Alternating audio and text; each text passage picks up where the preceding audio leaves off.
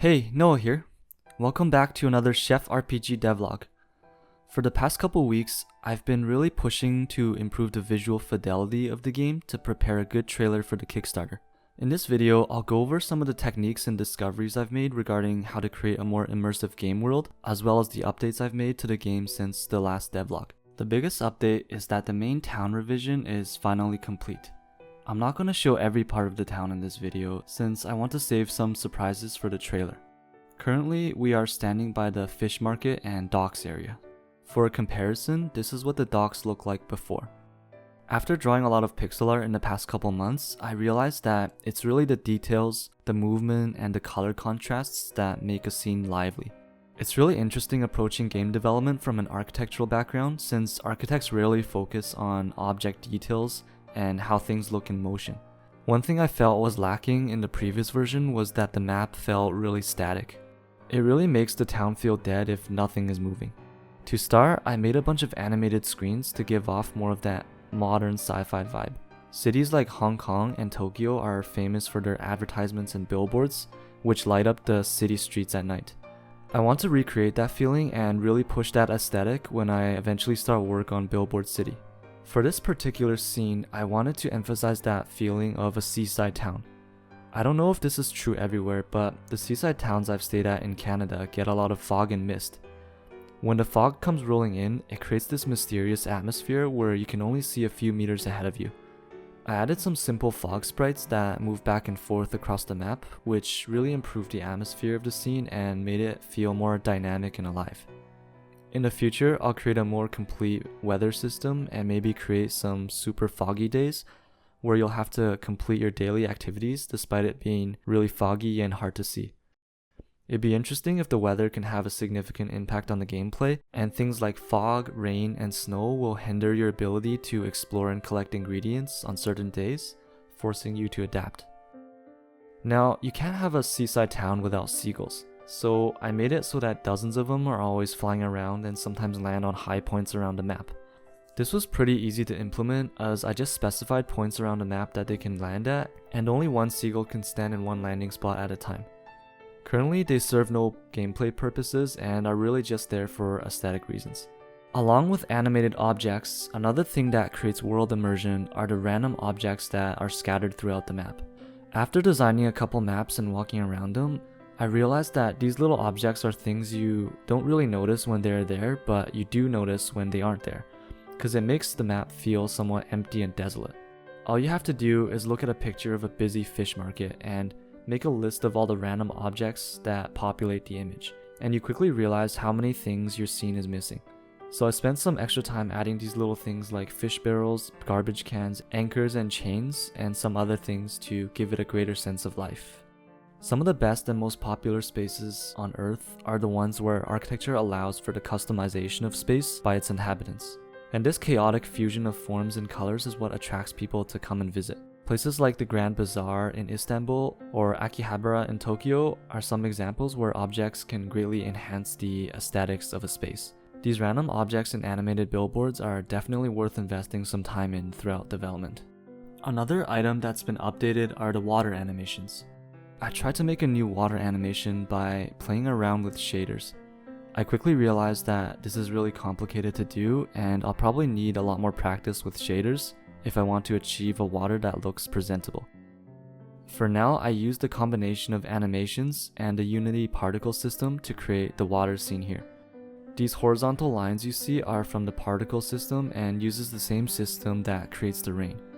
For the parts where the water meets an edge, a custom animation is used to give a sense of waves. Now, all of this involves a lot of manual work, so I'll probably need to implement some sort of shader system eventually to speed up this process, since there will be a lot of water maps in this game. The final thing that helps improve world immersion is actually populating the town with a lot of people. The town that we start in, which is called White Ash Harbor, is a somewhat deteriorated tourist destination. Over the course of the game, you expand your restaurant and help out the locals in order to revive the town as a tourist hotspot. As you progress further and further into the story, more and more tourists will slowly arrive at the town. I wanted to give these tourists a bit more personality, so I started with giving them some basic chat boxes. They sometimes say random lines as they are passing by. My character designer also suggested having them comment on your clothing choice or your current actions, which could be pretty interesting. There's a lot of possibilities for actions that these tourists could be doing, though a lot of them involves adding new animations, which takes a long time. I think those things could be considered luxury features and can be added in the later stages of development. In the meantime, I would love to hear any ideas for these tourists that don't involve adding animations. One of the improvements I wanted to make are for the UIs for the restaurant gameplay and for the build mode system. Graphics and UI design were never my strong suit, so I'm still trying to improve the UIs to make it look and feel nicer. At least I think it improves by a good portion every iteration, and this iteration looks a lot better than the last one. I'll keep trying to improve the UI panels throughout development since it doesn't take that much time to redraw. Here's the current restaurant management UI, where you can set up your restaurant menu, manage staff, and change your restaurant operation times. At least compared to the previous version, this one has a nicer color contrast and it's more clear which foods are highlighted. Another thing I really wanted to fix was the build mode interface, which felt super clunky and difficult to use.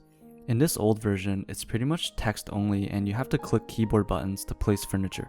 It took a while, but I eventually figured out the coding and to make a more intuitive build mode panel where you can just click and place the furniture you want. If you want to put something back into your storage, you can just pick it up and drag it into the chest icon over here. This inventory system uses a grid-based inventory like the ones they have in Diablo, and the script automatically places your items in the inventory based on how big they are. This visual inventory lets you find what you're looking for much faster, and there's a tooltip for each furniture piece to see more detailed information, so I don't need to leave additional space in the UI for text like in the earlier version. The last thing I wanted to improve was the feeling and look of the restaurant gameplay. Some basic improvements I've made are graphical upgrades to the furniture, and all staff and customers now have random dialogue from time to time to make the scene feel more lively. So I was testing the gameplay on a larger restaurant map, and I realized the fundamental challenge with all restaurant games. After you have fully developed your kitchen, the only thing left to do is to place more tables and chairs, which isn't super interesting or fun. I think restaurant games can be a lot more fun if you can really customize your restaurant and express your creativity. When you expand your restaurant to the largest size, the interior should feel like a spectacle of lights, colors, and people, and not just a sea of tables. I mentioned before that Chef RPG is partially inspired by older web games like Restaurant City and Habbo Hotel, both of which allow some insane over-the-top customization. This form of customization works really well because these are multiplayer games and you can show off your room to friends online. For single-player games like Chef RPG, there usually aren't any incentives to spend extra gold to buy decorations that don't have any function, especially if you're really interested in earning as much gold as possible. So my solution to this is to somewhat break away from realism and add unique appliances that can alter how the restaurant runs and functions. For example, I'm testing out these giant brewing vats which are placed right in the middle of your restaurant. You can place ingredients inside them to brew alcohol, and instead of just storing beer, waiters can come and pour drinks from them without needing a chef to prepare the drink. So I think something like this is interesting because it actually alters the gameplay, requiring the player to think more strategically and opens up a ton of gameplay possibilities. One brewing vat could affect how many staff you need to hire, what kind of ingredients you need to gather, and ultimately what type of restaurant you can run. So I think it's a really powerful tool to make the gameplay more interesting. It also really improves the visuals within your restaurant so that it doesn't end up just being a sea of tables and chairs, which is pretty boring. Similar giant appliances like this could be made for meats, dairy products, veggies, each with their own unique gameplay interactions. I don't want to create a regular realistic restaurant game because I think those games hit a gameplay cap after you complete your kitchen and there isn't much to do after that. It would be more interesting to build on top of a restaurant game with unique appliances that can change how your restaurant operates and allows you to be creative with setting up your restaurant. Now, on the other hand, there are certain items that have no function, but I would still like to incentivize players to build them to visually improve their restaurant. Things like plants, lamps, and even fountains could help to achieve that feeling of a spectacle. I'm thinking that a style system could work, where every object has a hidden style stat, with non-functional items or rare items possessing higher style stats.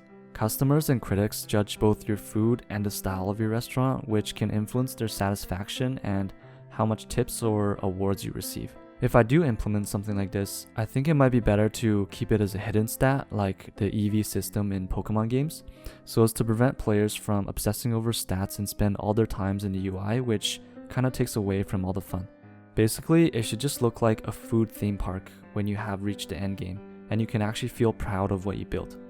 So that's pretty much it for the progress so far, and again, any and all feedback is appreciated.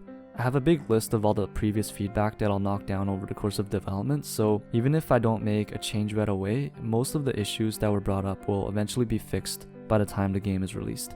From the previous video, the most common feedback I received was regarding improving the character animations. I spoke to my character designer about it and we got some ideas on improvements that can be made, so we'll definitely start implementing some improvements after the Kickstarter is over. If you're interested in supporting the Kickstarter, hit that notify me on launch button on the Kickstarter page.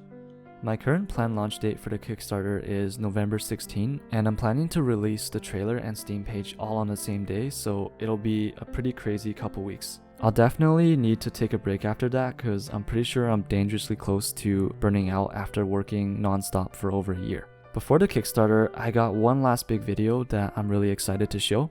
I've been planning it for a few months now, and I really hope you guys will enjoy it. As always, really appreciate all the support. Thanks again for watching, and see you next time.